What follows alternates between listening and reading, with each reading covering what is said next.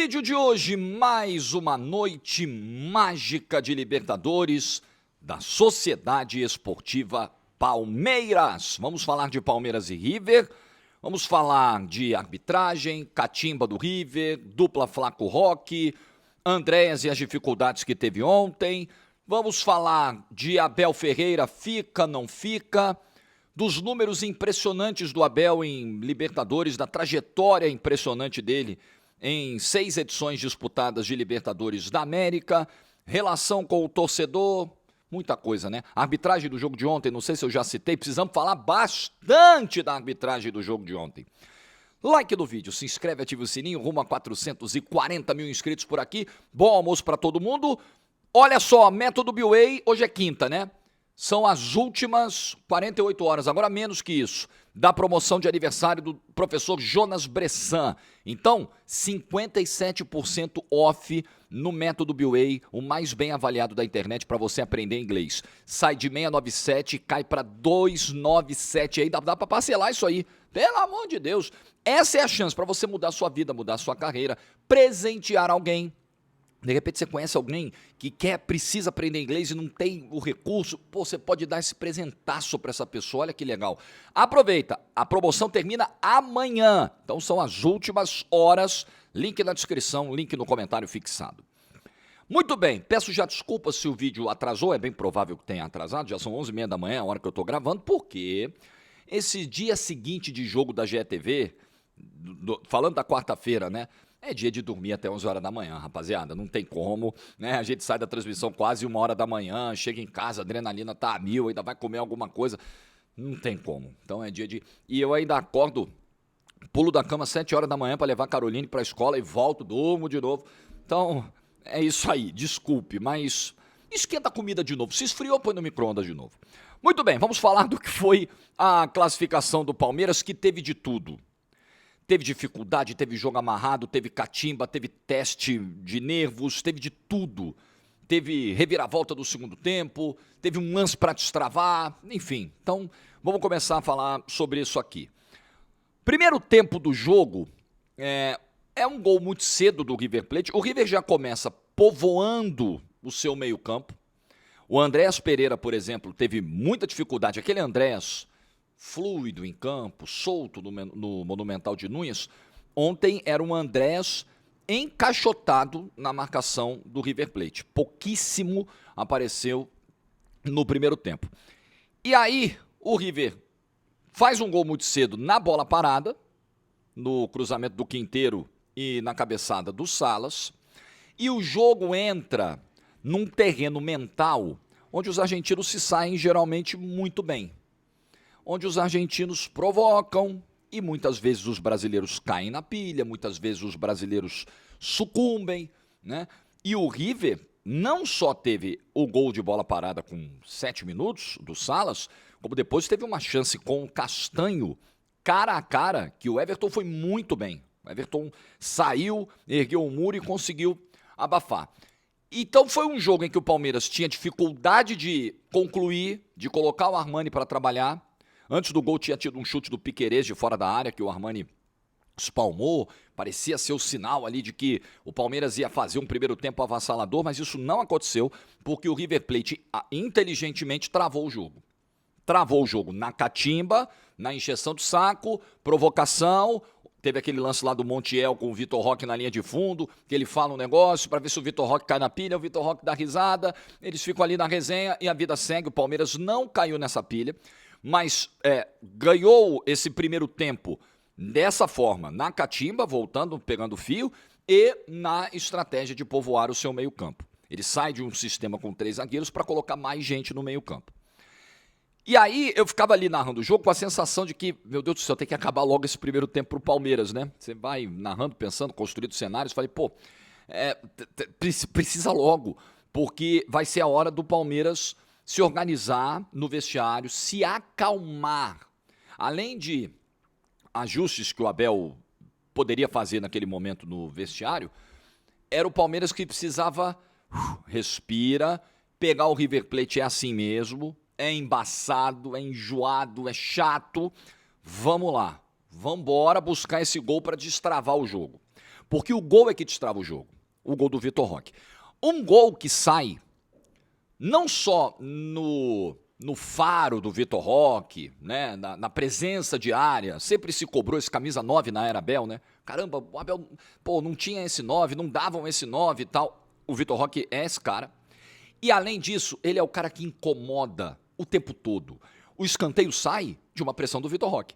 Do Vitor Roque enchendo o saco. Vitor Roque é esse cara.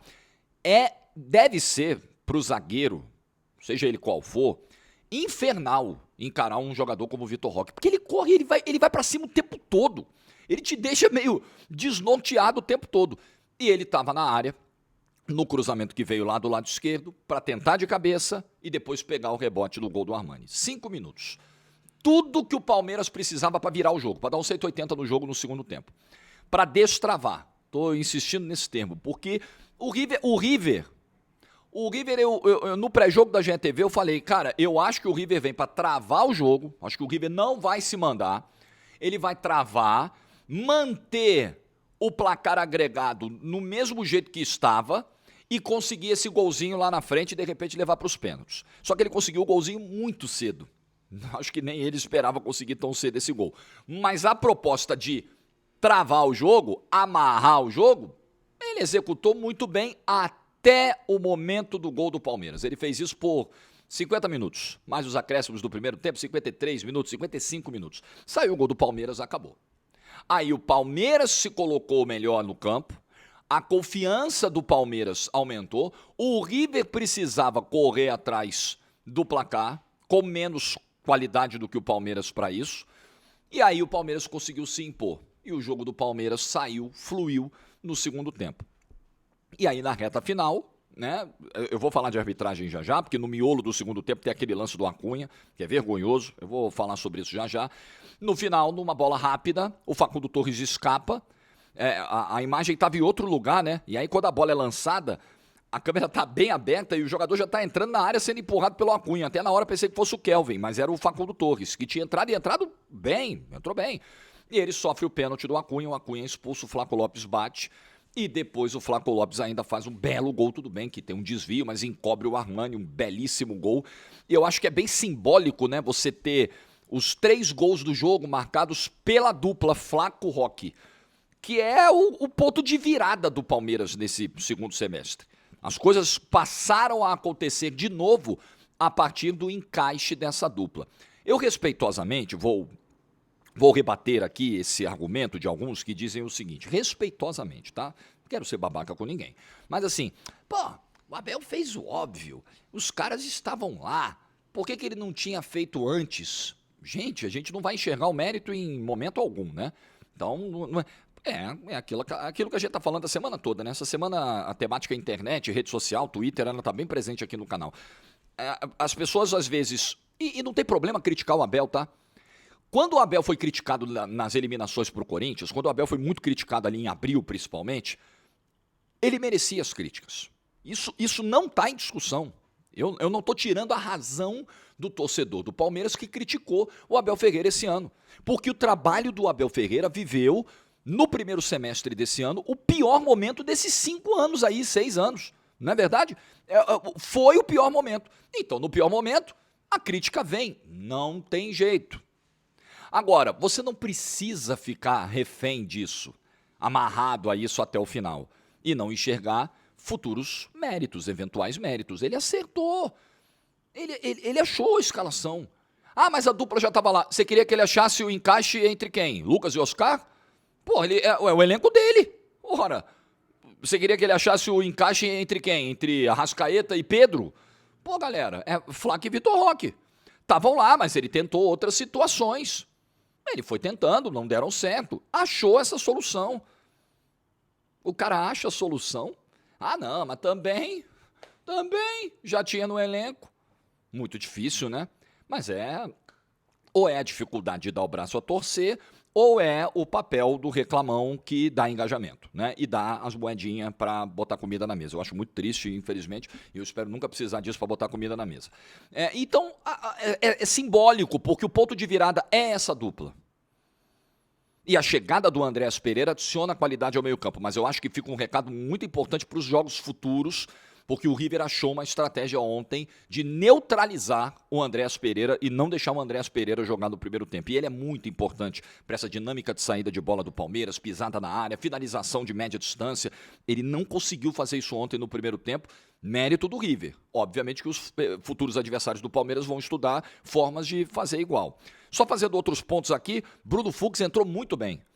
O que o Bruno Fux tem entrado em fogueira é impressionante, né? E sempre correspondendo, sempre muito bem. Então, acho que vale esse registro aqui para o momento que o Bruno Fux está atravessando também com a camisa do Palmeiras. Felipe Anderson, nesse confronto, dos 2 jogos, fez um papel tático, muito mais tático do que com a bola, e isso precisa ser reconhecido. Você vai precisar, às vezes, que um jogador com qualidade apareça menos e seja mais importante no funcionamento coletivo. E o Felipe Anderson foi esse cara nos 2 jogos. Às vezes você vai olhar e vai falar, não jogou bem. Ele foi bem importante taticamente. Enfim, o Palmeiras chega à sua 12ª semifinal de Libertadores da América. Deixa eu falar da arbitragem logo antes que eu esqueça. Um horror a arbitragem do Andrés Matonte, né? Um horror. Uma distorção de critérios, de marcação de falta, um desastre disciplinar. Ele tinha que ter expulsado o Acunha. Não é uma cabeçada em cheio. Ele faz o movimento da cabeçada e ele atinge, mesmo que com média ou baixa intensidade, o Emiliano Martínez. Isso é claro, ele empurra o Vitor Roque do chão, depois ele atinge o Emiliano Martínez fazendo o gesto com a cabeça. É lance para vermelho. Mas o árbitro, da maneira como ele estava conduzindo a arbitragem ontem, em hipótese alguma ele ia tirar um jogador do River Plate do jogo. Estava muito claro para mim, muito claro. Então acho que foi uma arbitragem pavorosa, meio assustadora, eu diria. Eu estou muito impactado ainda pelo que fizeram no Maracanã semana passada, no jogo Flamengo e Estudiantes. E ontem, de novo, uma arbitragem muito ruim para os brasileiros. Estou dizendo que tem nada intencional aí, não tem prova de nada, mas muito ruim. Muito, não foi tão estranha quanto a do Maracanã, mas uma arbitragem conivente com, muitas vezes, a tentativa de antijogo do River Plate. Achei muito ruim. A catimba compensa. A galera da GTV cronometrou lá os tempos de paralisação no primeiro tempo e tal. Deu mais de 8, 9 minutos e o cara dá 13 minutos de acréscimo. A cera do River Plate no primeiro tempo compensou e teve a conivência do árbitro. Então, péssima arbitragem. Foi mais um obstáculo que o Palmeiras teve que superar ontem. Além do River, teve que superar a arbitragem também. E o Palmeiras chega à sua 12ª semifinal de Libertadores. Isso é muito grande, isso é coisa de um gigante do continente. Um time tricampeão de Libertadores, um time 6 vezes finalista de Libertadores, né? Um time que, na maioria das vezes que bateu quarta de final, avançou. Se não me engano, foi a 9ª classificação, ou foi a 10ª em 13 das últimas participações em quartas de final. Eram 9 em 12, né? Até o confronto de ontem. É um clube com tradição de Libertadores.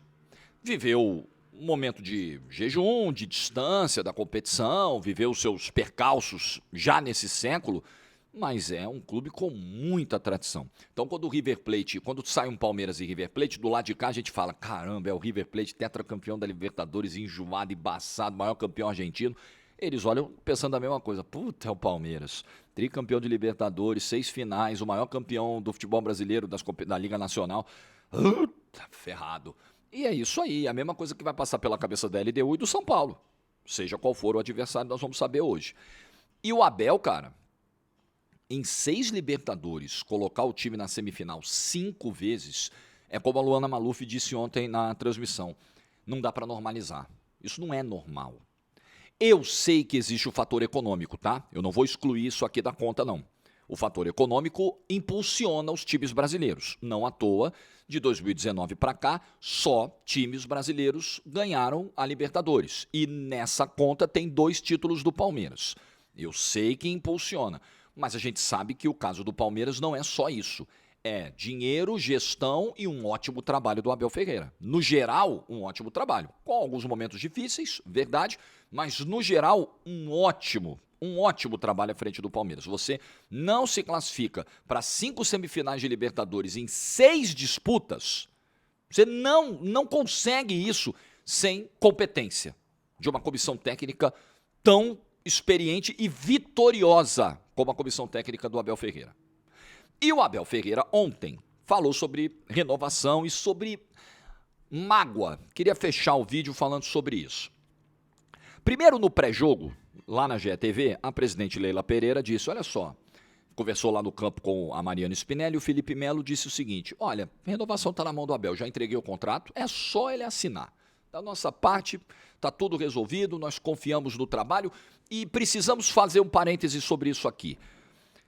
Qualquer outro dirigente, ou a maioria dos dirigentes do Brasil, no momento de uma eliminação para o seu maior rival, de 2 frustrações para o seu maior rival no mesmo ano, praticamente no mesmo semestre, Copa do Brasil e Campeonato Paulista, a maioria dos dirigentes sucumbiria à pressão da torcida e entraria, não só interromperia o trabalho ou demitiria, mas porque isso faz parte, eu não estou nem entrando nisso, tá? Porque vocês sabem que eu não sou o cara que fica aqui condenando toda e qualquer demissão de técnico. Eu acho que a gente tem que olhar para contextos. Eu acho que o contexto pós-eliminação da Copa do Brasil dava um sinal assim de fim de feira que se a presidente tomasse a decisão naquele momento, eu ficaria surpreso porque seria uma mudança de posicionamento dela, mas assim, eu entenderia. Mas mais do que isso, a maioria dos dirigentes brasileiros seria cobrado e cairia nessa cobrança populista, né? Populismo é um câncer. Entraria no vestiário, olha só, para botar o dedo na cara, né? Vocês têm que ter vergonha na cara. Isso aqui não pode, a gente não pode cair pro maior rival, o salário todo tá em dia, isso aqui é um absurdo, né? A Leila vai no vestiário e diz pros caras, eu confio no trabalho, eu confio em todo mundo aqui. Independentemente do resultado, eu confio no trabalho, vocês têm minha confiança. O pau tá quebrando lá fora, na arquibancada, na rede social. Tá bom, eu mato do peito. Se os caras vierem dar porrada porque eu vou manter o trabalho, problema deles, eu vou manter o trabalho. Qual dirigente faz isso no futebol brasileiro? Sejamos justos, qual dirigente faz isso? Esse não é o padrão. O padrão é sucumbir. E não é só pressão de rede social e arquibancada, não. Pressão de conselheiro também. Ô, presidente, o senhor tem que fazer alguma coisa. Presidente, o senhor tem que botar o dedo na cara. Presidente, isso não pode ficar assim. A gente não pode cair pro nosso rival. Pode. Pode porque isso é futebol. Ninguém quer. Ninguém deseja, né? Desejável não é. Mas pode. Pode acontecer. A competição mata-mata, principalmente, ela propicia. É um terreno fértil para esse tipo de coisa. Ora, bolas, o Fluminense aí, que acabou de ser eliminado pelo Lanús, um time que tem a folha 10 vezes menor do que a dele, 20 vezes menor do que a dele, o Fluminense foi 4º colocado na Copa do Mundo de Clubes. Ele foi o 4º, ele é, ou naquele momento foi, o 4º melhor time do mundo? Não. Mas nem de longe ele é. Mas na competição mata-mata, ele chegou nessa posição dentro da competição. Então são contextos muito específicos que são contextos do futebol. E que não podem gerar uma avaliação completa de um trabalho. Então, mérito da presidente do Palmeiras. Então, se essa virada está acontecendo, é o crescimento do Vitor Roque, é a chegada do Andrés, é o encaixe com o Flávio, é o mérito do Abel, é o mérito da presidente, muito também da presidente. Mas voltando ao ponto, não perdendo o fio, o Abel foi perguntado, a Leila falou do pré-jogo, o contrato está na mão dele, e ele foi perguntado no pós-jogo sobre a renovação. E o Abel disse o seguinte, olha, eu não preciso nem de papel para dizer que eu quero ficar. Eu não fico preso num contrato, num papel. Aí tem um trecho que é bem importante. As coisas estão nos detalhes. Ele fala assim, eu não preciso de papel para renovar. Eu preciso saber que a diretoria confia no meu trabalho e os torcedores também. Porque a partir do momento que não confiarem, que acharem que eu estou atrapalhando, eu pego as minhas coisas e vou embora. Foi exatamente, eu não vou ser empecilho para ninguém. A presidente sabe disso. Foi exatamente o que disse o Abel. Qual é o detalhe que eu percebo nisso aí? Ele também falou ontem que ainda sangra por dentro, né, o xingamento que ele ouviu na eliminação da Copa do Brasil, tudo que foi falado na arquibancada, ele guardou isso no coração. E vamos lá, vamos por partes aqui. Primeiro, sobre o xingamento.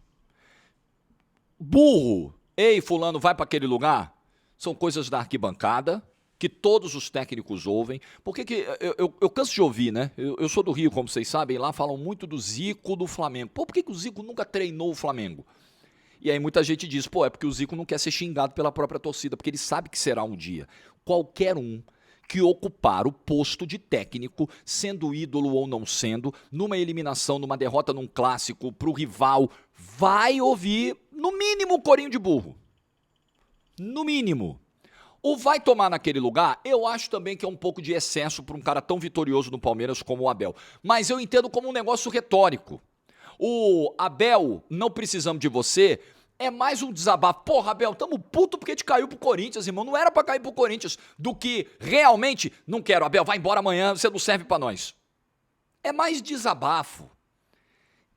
Mas ao mesmo tempo que eu acho que o treinador precisa filtrar isso, entender que, beleza, né? São coisas do futebol. Não deveria ser assim? Não deveria. Mas estamos entre o ideal e o possível. O mundo ideal tá distante da gente alcançar no futebol. Eu acho que o cara tem que ter essa filtragem. Mas, ao mesmo tempo, eu não posso aqui também querer controlar o sentimento do cara.